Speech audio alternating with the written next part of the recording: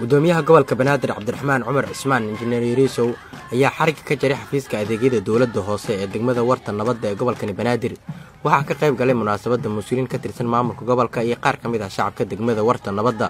gudoomiyaha degmada Warta Nabadda Seenam Maxamuud Warsame ayaa sheegtay in aad ugu faraxsan yihiin dadka degmada in xafiiskan xarigga laga jaro. haddaan nahay degmada Warta Nabadda maamulkeedii iyo shacabkeedii in xafiiskii adeega dawladda hoose laga hirgeliyay degmada Warta Nabadda waxaana maamulka degmada oo isku duuban u mahad celinaya gudoomiyaha gobolka iyo guud ahaan maamulkiisa sare ee suurtageliyay maanta adeegan in laga hirgeliyo degmada Warta Nabadda.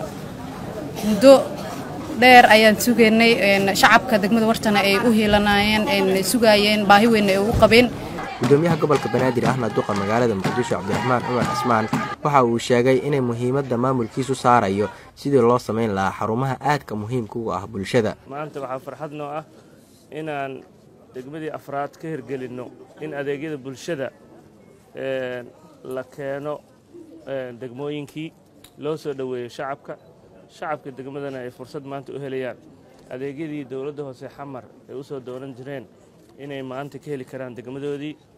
tanna waa ballanqaadkii aan ballanqaadnay muddo 2 bilood gudahoodana inaan maamulkii daadejintiisii aan marayna 4 degmana waa dareemi kartaan sida xawliga oo nooga go'an tahay inaan bulshada u adeegno maamulkana u noqdo maamulkii shacabka gobolka Banaadir.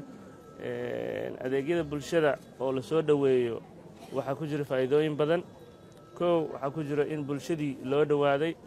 2 in bulshadii si dhaqsi ah oo degdeg ah ay ku heli karto adeegyada asaasiga u baahan yihiin. xafiiska adeegyada dawladda hoose ayaa waxa uu maamulka ka soo hirgeliyay 4 degmo oo ka mid ah gobolka Banaadir waxaana ugu dambeeyay degmada Warta Nabadda ee magaalada